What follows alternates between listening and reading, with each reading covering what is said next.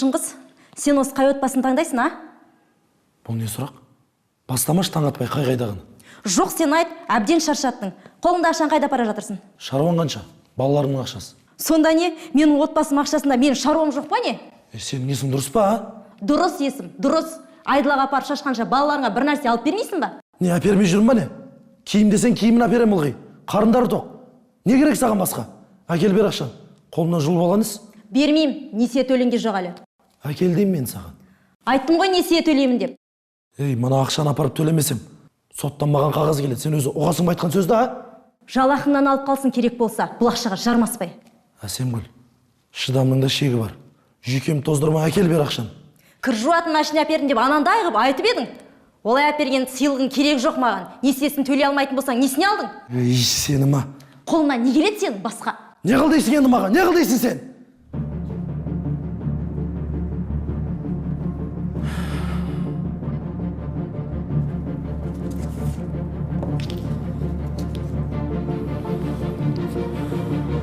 Қуақша. Өлтіретін болдың ғой сен.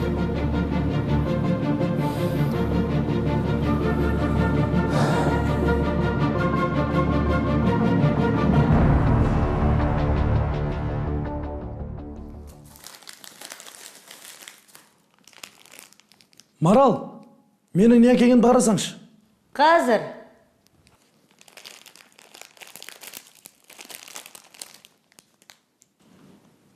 Мұндай тәтті нәрселер әкелгенше, мектебіне керек жарақты бірін әкелмедің бе? Әпереміз. Бала емес па жесінді? Бұны қайтеді? Тісін бүлдіргеннен басқа түк пайдасы жоқ. Керек жарақтары ол алынған жоқ. Мұғалімдерде әне тықақтап қоймайды. Сен немене осы мен келген сайын осындай бірдемелерін дайындап отырасың ылғи? Сенің балаң. Енді кімге айтам? Мен не ерігіп жүрмін ба не? Ерігіп жүрсің. Есі дұрыс адам осындай тәтті нәрселер әкеле ме? Миым жібермеш бол да. Қазір жұмысым онша болмай жүр. Ол менің шаруам емес. Әкесі сенсің бе? Қамтамасыз ет. Жылауға елдерге ұқсамай. Қазір емес, Марал. Жақында қызметім жоғарылайды. Айлығым да көтеріледі. Сыйлық әперем бәріңе. Ертең, сосын, тағы да деген әңгімелерің қашан бітеді осы сенің? Сыйлығыңды үйіңдегі Әсемгүліңе апарып бер. Сенен маған ештеңе де керек емес. Балаң алып берсең болады. Марал, осы айда Әсемгүл екеуміз несие алған болатынбыз. Уақыты келді, үлкен сома төлейміз. Сол себептен де балаға керек жарақтан өзің ала тұрсаң қайтеді осы айда. Келесі айда міндетті түрде берем ақша. Немене? Сен неге осы Әсемгүл екеулеріңнің мәселелеріңді маған айта бересің, а? Келесі айда балаң Астанаға барады, экскурсияға. Ақша керек маған. Құрал жабдықтары ол алынған жоқ әлі. Енді саған айтып тұрмын ғой адамның тілімен. Айтпай-ақ қой маған. Несиені төлей алмайды екенсің, неменеге аласың, а? Ана Әсемгүл мойныңа мініп алған шығар әбден. Бұл уақытта тағдырын тек Шыңғыспен байланыстырған екі отбасы өздерінше күн көруге талпынып жатқан болатын. Ал екі жанұяны бірдей қалай асыраймын деген ойдың шырмауында жүрген Шыңғыстың басқа нәрсені ойлауға шамасы да, уақыты да жоқты. Ол үшін уақыт тоқтап қалғандай еді.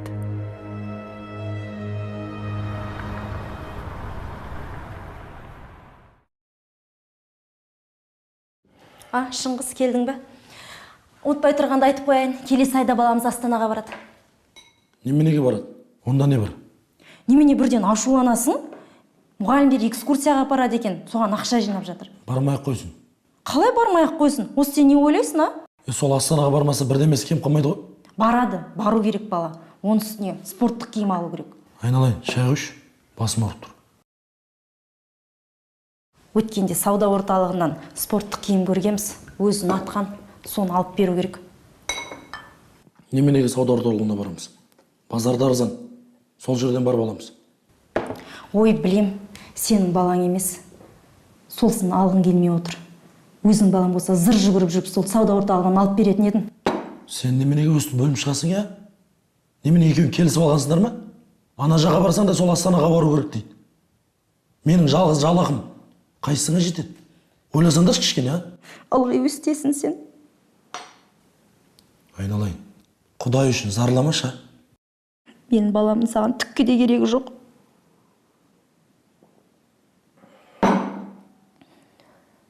Аламыз болды. Ертең ақша табам, барып аламыз болды.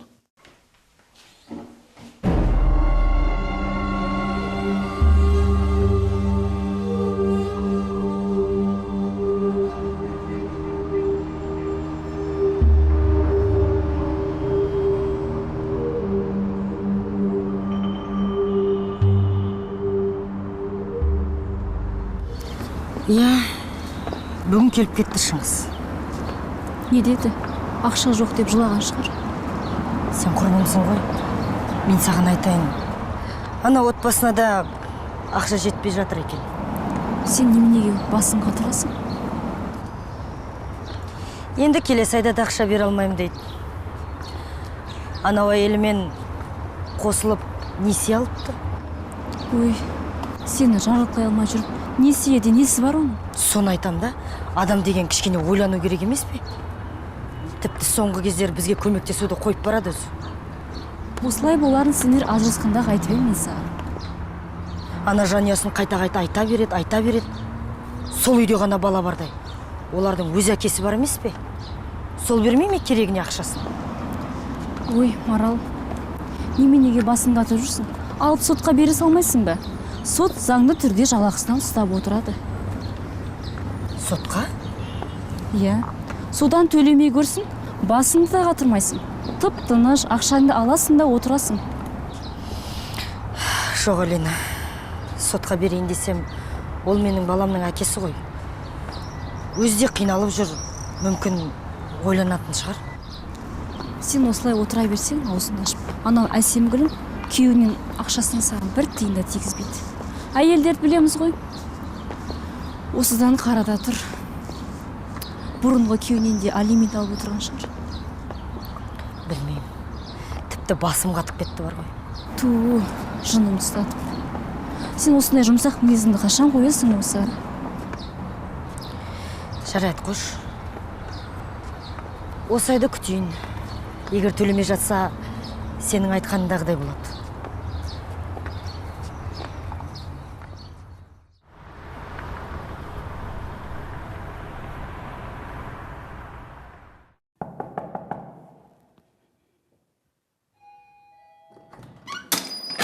Мама, қалайсыз? Алыңыз қалай? Ой, жан. Осы үйдегі еркектің қолынан не келеді ос? Алдыңғы аптада осылай сынып жатқан еді. Әлі жөнделмеген. Айтпайсың ба күйеуіңе? Айтам, мама, айтам. Жарайды енді, уақыты болмай жүр жұмыстан. Жасайды ғой. Немене, мама? Осы бастан тәрбиелеп алмасаң еркек деген сол. Бетімен кетеді. Жүресің сосын, орнына жұмысыңды істеп. Ой, мама, естен кірмей жатып айғайлайтын не әдет осы сіздікі? Жоғары шықсаңшы. Не анау зыңдап жатқан? Мама, Шыңғыс маған кір жуатын машина алып берді. Сыйлығым болсын деді. Рас па? Рас айтам. Мен оны қолынан бір тиын шығармайтын сараң екен деп жүрсем? Несиеге алып берді. Бәсе, неғып қалтасынан ақша шығарып әпере қалды десем? Бастысы алып берді ғой, несиені өзі төлейді. Төлесін, тапқанынан әйелін апарып тастамасын. Жүріңізші, шай ішейік, бәрін қойыңызшы. Мына есіктің тұтқасын жасат. Біреу келсе ұят емес пе? Қоймай дейді.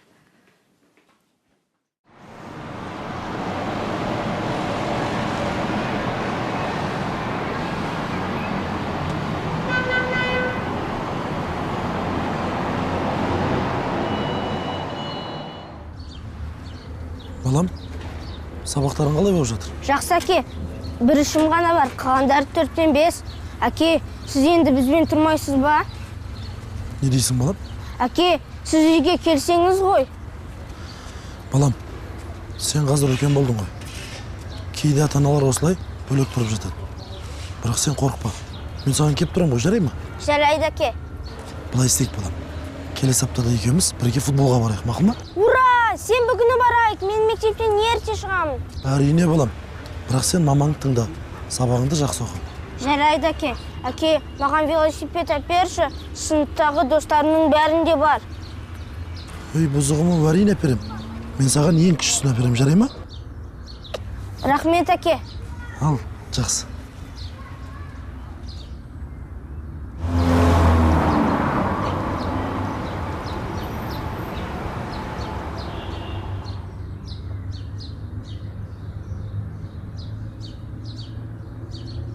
Амансыз, папа. Қалыңыз қалай? Жақсы жаным, жақсы. Рахмет. Шыңғыс, Ау, соғыс басталады. бей күткенде қайдағын айтпаңызшы, апа. Екеуі саған жабылады. Кімдер олмаған жабылады? Үйіңе жалмауыз зейнен келіп отыр. Мүлде көңіл күйі жоқ. Соны айтасыз па? Мен бір кәдімгі соғыс бола ма деп қалсам? Байқа, балам, байқа. Екеуі жабылып, жеп қойып жүрмесін. Ол да мүмкін, апа. Жақсы, аман болыңыз. Жақсы жаным, жақсы.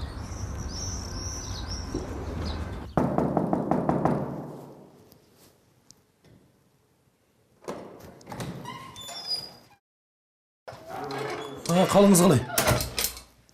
Әйтеу бір. Түбіне жеттің ғой, ә? Енді жасайтын шығарсың. Қашан келдіңіз? Қашан келдің деп сұраған нес? Өз үйімде жүрмін. Ту, мама. Айта берсін. Қайда жүрсің? Бүгін қысқа жұмыс күні емес па? Бүгін басқа шаруаларым болып қалды. Өзі жақсы көретін жаниясына барып келген шығар. Бұл не сөз? Қойыңызшы, мама. Немене тисе бересіз, онсыз да басы қатып жүр. Басым мен қатырыппын ба? Маған ренжиді онысымен қоймай. Жүріңіздер, шай ішейік. Балалар қайда? Келген жоқ әлі, құрбысының үйінде. Жүрген шығар анау екі отбасына бөліп төлейтін қаржысын бере алмай.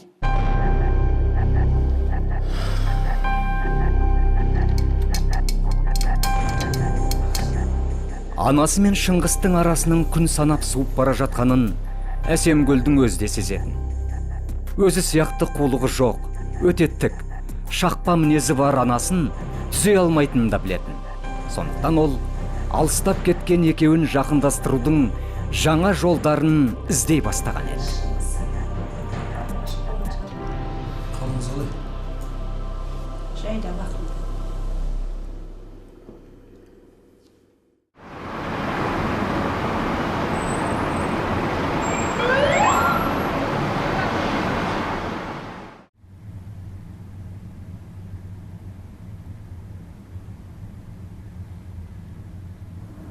Шыңғыс, не болды саған? Не болды деймін, тапсырысты орындай алмай отырсың ба? Жоқ, досым. Ой жеп барады мен, ой соңғы кезде. Бәсе, бірнеше күн болды көңіл күйің жоқ қой. Қайта қуанбайсың ба, ертең жалақы түседі. Ол жалақыны қайтайын, түкке де жетпейді. Қалай түкке де жетпейді? Енді сен өз-өзіңе мәселе тауып отырсың. Екі жанияны асыраймын деп. Мен сияқты тыныш қана бір жалақыны алып, бір қатынға ие болып отырмайсың ба? Басыңа түссе көрерім, досым. Қайта алимент төле деп жатқан жоқ. Айтпақшы, саған соттан қағаз келген. Қайда кет? Айтам деп ұмытып кеттім ғой. Міне. Соттан? Е.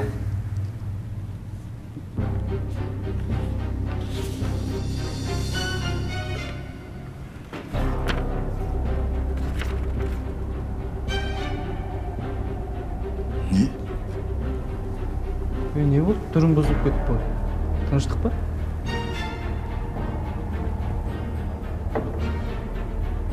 Мүмкін емес. Маралдың бұлай істеуі мүмкін емес.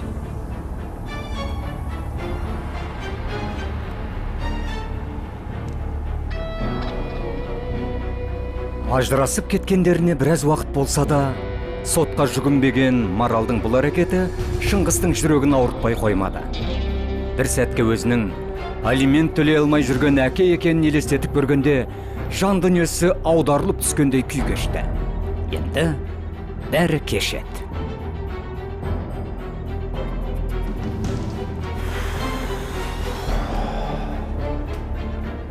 Не болды? Тыныштық па әйтеуір? Тыныштық.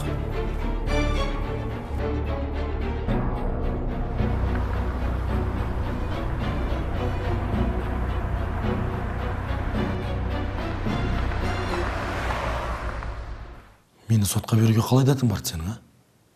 Ал сен неге әкеліп бұрышыңды өтемейсің? 2 ай болды. Баланы Астанаға қарыз алып жібердім. Өткенде түсіндіріп айттым ғой жағдайды. Сенің несие, анау мынау деген әңгімелерің мені қызықтырмайды, ұқтың ба? Сол үшін сотқа беру керек па не? Ал мен саған ескерткем. Тыңдасаң қайда қалдың? Ей, сен мені алиментші деген жаманатқа қалдырдың ғой. Сенің жаман намысың кімге керек, айтшы? Мына жақта балаңды нәумез қылып қойып сені күтіп жүрейік пе әлде? Енді барлығы заң жүзінде болады. Заң жүзінде. Жетіскен екенсің. Заң жүзінде дейді ғой маған. Ай сайын алимент төлейсің. Төлемейді екенсің. Сот желкеңді созып тұрып төлетеді. Марал, мен сен дәл осындай әйел деп ойламаппын. Ал мен сені осындай жауапсыз деп ойламаппын. Енді алиментсіз ақ барлық нәрсені шешуге болар еді ғой. Болмайды. Болса осындай қадамға бармас едім. Ақыры басқара әйелмен тұрады екенсің. Тым құрса балаңа қамтамасыз ету парызың емес пе? Ей, өшір шыныңды бол. Қалай түсіндірем мен саған, қалай? Жібер. Жібер дедім саған.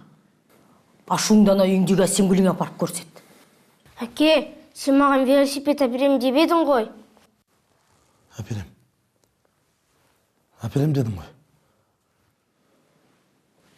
Кел ғой балам.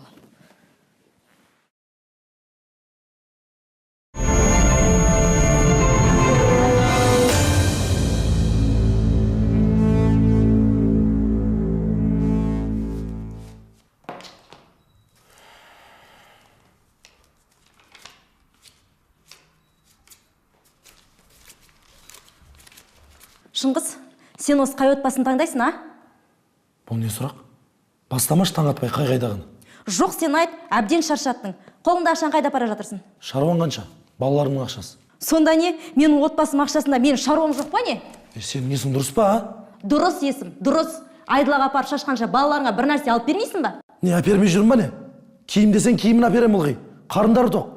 Не керек саған басқа? Әкел бер ақшаны. Қолымнан жұлып алған іс. Бермеймін, несие төленге жоқ әлі. Әкел деймін мен саған. Айттым ғой несие төлеймін деп. Ей, мына ақшаны апарып төлемесем, соттан маған қағаз келеді. Сен өзі ұғасың ба айтқан сөзді, а? Жалақыңнан алып қалсын керек болса, бұл ақшаға жармаспай. Әсемгүл, шыдамның да шегі бар. Жүйкем тоздырма, әкел бер ақшаны. Кір жуатын машина әпердім деп анандай қылып айтып едің. Олай әперген сыйлығың керек жоқ маған. Несиесін төлей алмайтын болсаң, несіне алдың? Ей, сені ма? Қолыңа не келеді сенің басқа? Не қыл дейсің енді маған? Не қыл дейсің сен?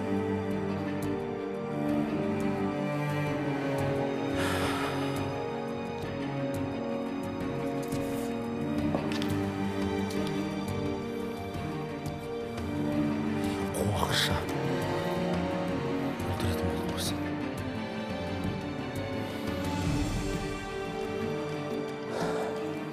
Шыңғыс, жалақы алатын карточкаңды бер маған.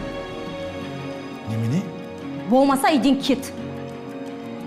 Шыңғыс бір әйелден ажырасып, екіншісіне қосылуды ойлағанда, өз өмірінің осыншалықты қиындыққа ұласатынын аңдамаған еді. Бұл өмірде ешкімге де жетпейтін есіл ақшаны ойлай қалса, екі отбасының қайсына тартарын білмей дал болатын. Екі жақтан сүйектен өтер сөздер мен талауға кіріскен әйелдерге деген өкпесі өшпенділікке айналып бара жатқандай сезінеді.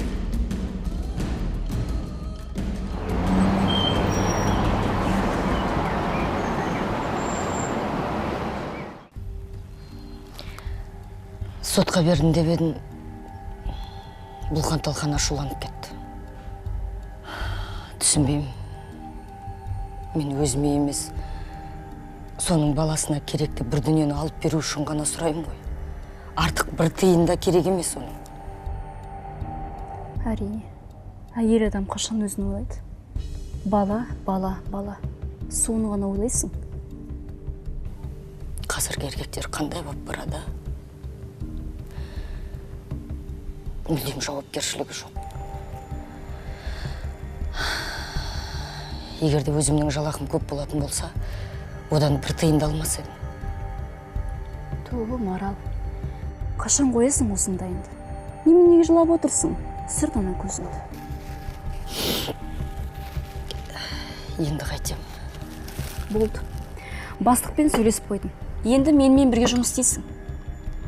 Жалақың да болады. Соның үстіне алимент алып отырасың. Білмеймін. Білмейтіндігі жоқ. Қазіргі еркектермен осылай істемесең болмайды. Қазіргі еркектер жауапсыз. Айтқан сөздерінде тұрмайды. Қатты қиналып кеттім, Алина. Жыламашы болды, құрбым. Шаршадым.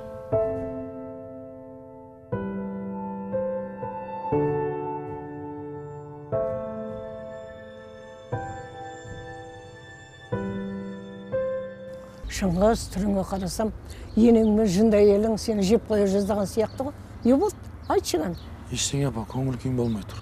Бәрі өтеді де кетеді. Ер азамат еш уақытта еңсесін сүрмеу керек. Апа, бұрынғы әйелім мені сотқа берді. Алимент төлейтін болдым енді. Бәрін өзің жеткізгесін соған. Төлеу керек Шыңғыс, төлемей болмайды. Бұл ақша билеген заманда екі бірдей отбасын қалай асыраймын енді? Шыда, жаным ау, шыда. Ой, заман-ай, заман-ай, заман-ай. Жақсы апа. Жақсы айналайын. Алимент деген сөзді әлемдегі ең жаман сөзге балайтын Шыңғыс бірте-бірте өзінің де осы сөзге еті үйреніп бара жатқанына заланатын. Ал бір еркекті бөлісе алмай жүрген екі әйелді төреші тағдыр тура көше бойында жолықтырған еді.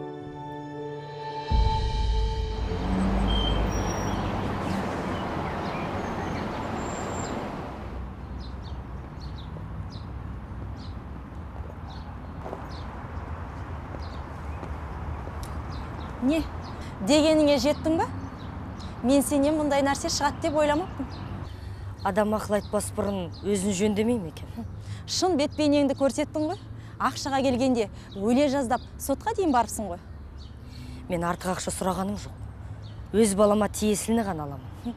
Көреміз әлі кімнің нені алатынын. Сот әлі болған жоқ. Сотқа шақырту ғана келді. Ештеңе де ала алмайсың сен. Ештеңе. Ұқтың ба? Аламын. Алиментті мен заң жүзінде аламын. Біздің сот дұрыс шешім шығарады. Осыдан көресің. Көреміз. Мен сенімен салғыласып тұратын уақытым жоқ. Менің де уақытым жоқ, ұқтың ба?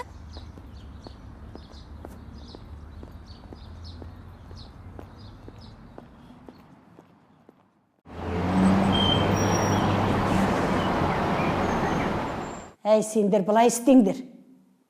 Сенің бастығыңды мен жақсы танимын ғой. Әрбірден соң сені жұмысқа мен кіргіздім ғой. Өзім сөйлесем, сенің жалақыңды азайтып көрсетеміз. Жоқ, олай болмайды. Анықтама жаздырып аламыз да сотқа соны апарамыз. Болмайды деп айттым ғой. Неге болмайды? Болады. Сосын сол аз жалақының пайызын ғана әйеліңе беріп тұратын боласың. Мен осылай шештім. Бірақ мама, ертең арты ашылып қалып жатса, бәріміздің басымыз кетпейді ма? Ештеңе де болмайды.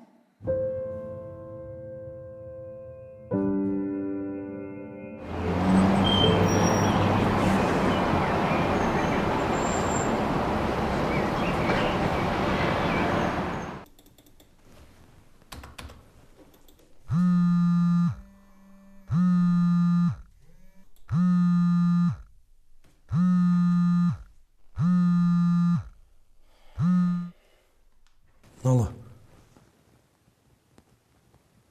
Не? Аяғың?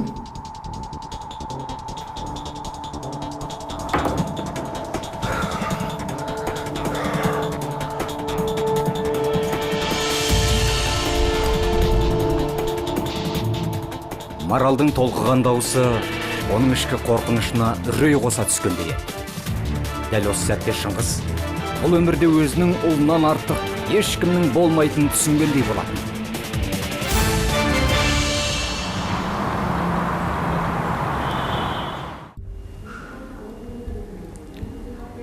Егер операция сәтті өтсе, жүреді. Ал жаман өтсе, жүре алмай қалуы мүмкін.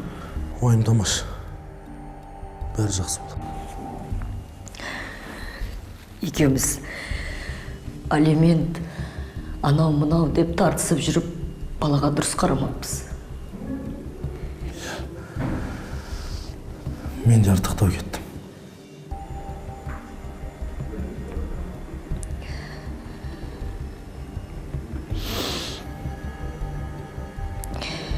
Мен де ашуланам. Ашулансам болды, тоқтай алмай қалам.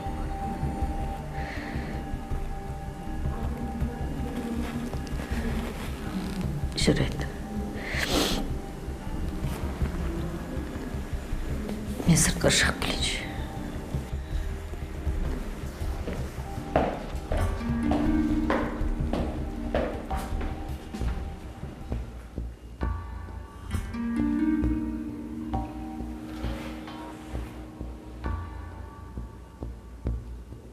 Әке, маған велосипед әперші, сыныптағы достарымның бәрінде бар. Ой, бұзығымы варин әперем. Мен саған ең кішісін әперем, жарай ма? Рахмет, әке. Ал, жақсы.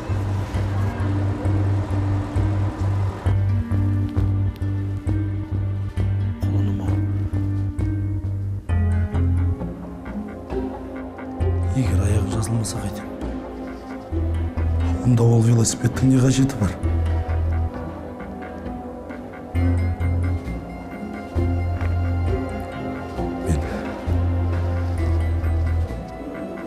Мен бәрін түзетуге тырысам.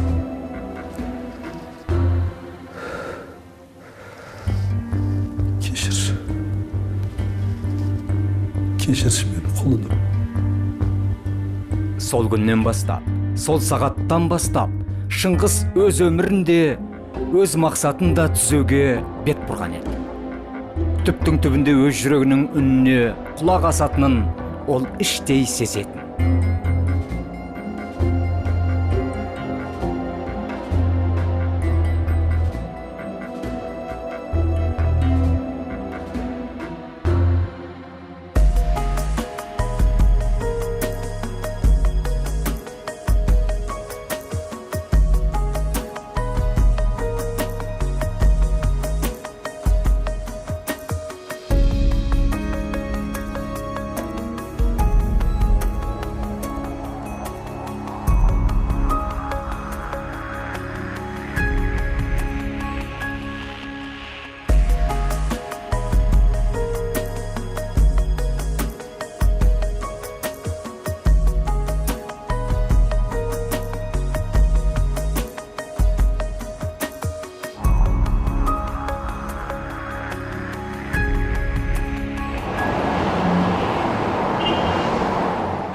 Құдайға шүкір досым. Бәрі реттеліп келеді. Жұмыста жоғарыладым. Ұлым аяғынан тұрды десеңші. Иә. Аяғынан тұрды. Тәуба. Жарайсың, Шыңғыс. Мен өз қателіктерін түсіндім досым. Бұдан кейін алиментті уақытында төлеп тұрам. Бұл дүниеде ұлымның орны мен үшін бөлек екен. Бәрі жақсы болсыншы. Енді Әсемгүлге де енеме де қарамайым. Ай сайын түскен ақшаны балама апарып отырам. Мұның дұрыс. Сен нағыз жігітсің, Шыңғыс. Әке болу оңай емес. Барлық алимент төлеуден қашып жүрген әкелер сен сияқты ойланса екен. Өмір бір-ақ рет келеді ғой. Иә. Жақсылықты істесең, еселеніп қайтады дейді.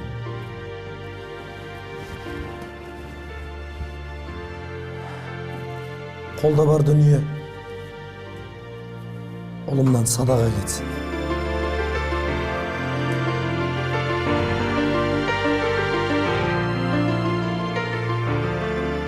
Бұл оқиға осылай аяқталған дұрыс еді.